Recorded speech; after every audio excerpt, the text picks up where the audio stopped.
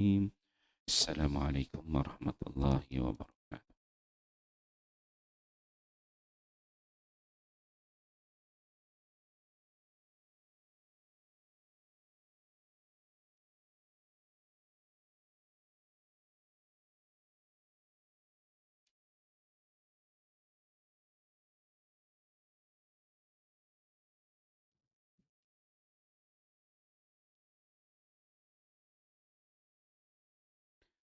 Bab ikhlas, menghilangkan sifat riak. Hadis ke-50. An Shaddad bin Aus radhiyallahu anhu qala Sami'tu Rasulullah sallallahu alaihi wasallam yaqul Man shalla yura'i faqad asyraka wa man sama yura'i faqad asyraka wa man tasaddaqa yura'i faqad asyraka wa huwa ba'dul hadis rawahu Ahmad. Sayyidina Shaddad bin Aus radhiyallahu anhu berkata, saya mendengar Rasulullah sallallahu alaihi wasallam bersabda, sesiapa yang bersalat untuk menunjuk-nunjuk sebenarnya dia telah menyekutukan Allah Subhanahu wa taala. Sesiapa yang berpuasa untuk menunjuk-nunjuk sebenarnya dia telah menyekutukan Allah Subhanahu wa taala.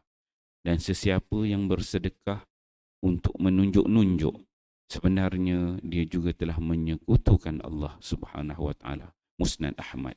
Keterangan, maksudnya ialah orang-orang yang ditunjuk-tunjukkan amalan kepada mereka itu telah dijadikan sebagai sekutu Allah. Dalam keadaan ini, amal itu bukan lagi untuk Allah, tetapi untuk orang-orang yang ditunjukkan.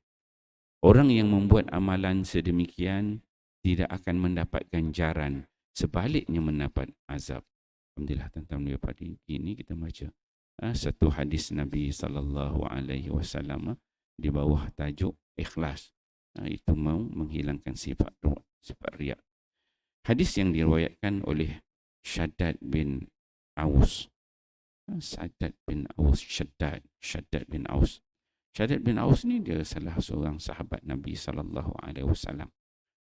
Dia antara sahabat yang awal masuk Islam. Sebelum ni kita ada menceritakan bahawa ada sahabat yang sempat dengan bai'ah Aqabah, ada sahabat yang lebih awal, tapi Shaddad bin Aus ni dia orang Madinah. Shaddad bin Aus bin Thabit Al-Khazraji, orang Madinah lah, orang Ansar. Dia ni lahir 17 tahun sebelum hijrah Nabi sallallahu alaihi wasallam. Jadi Nabi sampai dekat Madinah tu, ketika itu dia berada di Madinah, dia berumur 17 tahun, syabab, sweet 17. Dan dia beriman bersama dengan ayah dia, Aus. Ayah dia ni sekali ikut antara nama ahli-ahli Badar ialah Aus, ayah dia. Dan ayah dia Aus ni dia mati ketika mana dalam peperangan Uhud, diriwayatkan begitu.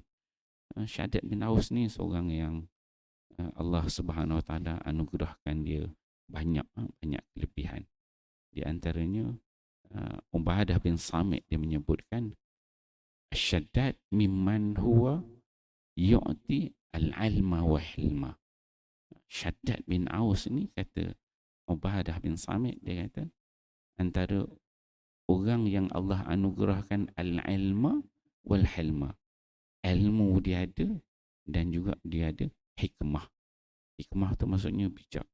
Bijaksana dan bijak sini. Kat sana dia bijak, kat sini pun dia bijak. Abu Darda dia mengatakan bahawa Shaddad bin Aus ni faqih hazihil ummah. Orang yang paling faqih, paling alim. Sebab dia ada, bila dia bercakap tu dia ada kelebihan dia. Ada ulama-ulama lain, Said bin Abdul Aziz, dia kata Shaddad bin Aus ni Fadl Shaddad bin Aus, kelebihan Shaddad bin Aus ni, apabila dia bercakap orang akan dengar. Dan yang kedua, wa idza ghadaba, apabila dia marah dia boleh pegang ke kemarahan dia. Itu kelebihan yang ada Shaddad bin Aus. Dan antara hadis yang glamour lah kita biasa dengar, orang belajar bab tasawuf ni dia akan jumpa lah hadis Shaddad bin Aus. Dia ada satu hadis dia menyebutkan, disebut orang belajar tasawuf ni dia hadis mengenai orang yang cerdik. Hadis tersebut, al-kayyisu man dana nafsahu wa amila lima ba'dal maut, wal ajizu man ittaba'a nafsahu hawahu wa tamanna 'ala Allah. Dalam hadis tu Syahadat disebut, Nabi sallallahu alaihi wasallam bersabda, al-kayyisu, orang yang cerdik, kata Nabi, ialah orang yang siapkan diri dia, prepare diri dia untuk kehidupan selepas mati. Dan orang yang lemah, yang tak berapa cerdik, orang ni yang ikut hawa nafsu, dan dia hanya mengharapkan pada Allah, moga-moga Allah ampunkan dia. Dia tak buat preparation. Tu cukup glamour lah. Hadis tu, para ulama hadis dia katakan Shaddad bin Aus ni dia meriwayatkan lebih kurang dalam 50 hadis yang diriwayatkan. Itu disebut oleh ulama-ulama jarh wa ta'til. Kehebatan yang ada pada Shaddad. Dia ma'ruf dia ni pernah menjadi khalifah, menjadi pentadbir di Hims, di sebelah Syam sana pada zaman Khalifah Umar Al-Khattab. Disuruh lepas zaman Sayyidina Umar, zaman Osman, dia dah menyendiri dan akhirnya dia meninggal dunia di Palestin. Tuan yang ada peluang pergi Palestin, pergilah, boleh ziarah makam ni Shaddad bin Aus, seorang yang wara, yang tawaduk. Hebat dia meninggal ketika umur dekat-dekat 59 Hijrah gitu. Dalam hadis ini dia menyebutkan bahawa Nabi sallallahu alaihi wasallam mengatakan, man salla yura'i faqad asyraka. Nabi menyebutkan ada 3 perkara dalam hadis ini yang menjadikan seorang itu syirik. Kata Nabi, yang pertama, siapa yang salat tetapi dia ni salat dia untuk menunjuk-nunjuk, untuk tunjuk ke orang. Datang salat, dia tunjuk, nampak macam hebat, nampak macam alim. Dia benda ni sifat riak. Kita ni tajuk ikhlas, tajuk riak ni benda dalam hati, benda tak nampak kan. Hanya kita yang tahu. Jadi kalau kita solat tu ada perasaan, hebatnya aku ni, orang lain tak solat, aku solat kan. Tunjuk pun macam bagus kan. Jadi kita doalah kepada Allah, ya Allah Tuhan, aku jauhkanlah sifat yang buruk, sifat nunjuk-nunjuk yang ada dalam diri kita. Ada 3 perkara. Pertama kata Nabi ialah solat. Apabila dia solat, ini menunjuk-nunjuk. Ini jenis syirik. Yang kedua, apabila dia puasa. Bila dia puasa, dia menunjuk-nunjuk. Puasa ni payah nak tunjuk kat orang sebab orang tak nampak. Solat ni nampak lah kan. Yang puasa ni sebab tak makan. Macam mana nak tunjuk dengan orang tak puasa? Mungkin dia berludah kot, sikit-sikit ludah, sikit ludah. Orang tanya apa ludah? Saya puasa kata kan. Sebab nak tunjuk kan. Payah juga sebab puasa orang tak nampak kan. Ludah-ludah. Kenapa ludah ni? Puasa, nak bagi tahu, suruh orang tanya. Sebab nak riak kan. Itu yang kedua kata Nabi sallallahu alaihi wasallam. Kemudian yang ketiga, wa man tasaddaqa yura'i faqad asyraka. Siapa yang bersedekah, infak duit, tunjuk-tunjuk ke orang, faqad asyraka. 3 yang ketiga ni, yang infak, yang sedekah. Nak sedekah tu buat cek besar surau ni, cek dia buat kan. Tulis kan berapa ribu besar cek tu, tangkap gambar pusing. Satu Malaysia tunjuk cek tu. Yura'i, nak tunjuk-tunjuk kan. Tapi mungkinlah ada orang yang buat benda ni tak nampak dalam hati. Ada kadang tu orang dia buat nak bagi inspirasi pada orang lain, suruh bersedekah, ada begitu kan. Jadi tengok keadaan. Tapi sifat riak ni benda dah dalam hati, tak nampak. Jadi kita kalau nak bersedekah tu, saya dulu pengalaman masih imam, pernah jadi imam dekat Damansara dulu. Bila lepas Jumaat kita kutip duit, dalam uncang tu ada orang yang dia tak nak sifat riak. Dia jenis bawa karung tu kan. Bila dia bawa tu, dia tak nak orang nampak dia bagi duit. Jadi dia ambil duit, dia nak bagi 100. 100 tu dia lipat kecil, dia letak duit RM1, balut duit 100. Ada jenis macam tu. Dia nak elak supaya orang tak nampak. Kadang-kadang 200, dia letak 200. Kita dah boleh trace bila kita ni jadi, zaman tu saya imam, tukang kira duit semua. Tiap-tiap Jumaat tu kita tahu. Orang ni datang, memang ada. Yang ada jenis balut gini, ni adalah orang dia. Dan kita dia ada CCTV kan. Kita dah kenal dah, orang ini bagi 100.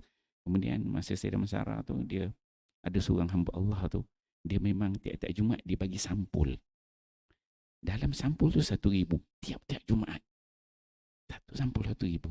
Dan kita dah trace. Tiap Jumaat bila kita kira, orang ni ada. Lepas tu kita trace siapa orang dia. Oh, ini orang dia dapat tahu. Tengok CCTV. Nak jadi kes. Oh, ni cerita lah. Satu Jumaat tu tak ada. Biasanya kalau tak ada, kita tahu hamba Allah ni tak datang. Dia tak solat dekat tempat saya tu. Tapi tadi sembang belakang rasa ada. Sembang belakang. Tengok balik CCTV. Tengok. Yang tukang bawa karung tu, kita upah anak-anak ahli Korea. 2 orang anak ahli Korea lah. Orang dah kenal. Jadi budak ni dia pun tahu rupanya. Dia budak biasalah, budak-budak umur 8, 10, 9, 10. Bila dia datang tu, dia semayang tu dengan baju Melayu, poket tu 4. Lepas tu jenis labuh gitu. Biasalah budak-budak tu orang, yalah orang sedekah, tak kisahlah tu budak-budak kan. Jadi kita tengok, ada dia, biasa dia bagi. Lepas tu kita tulis, rupa-rupanya kita orang ahli apa ni, kita AJK, kita tak tahu sebenarnya benda tu dah berlaku lama dah.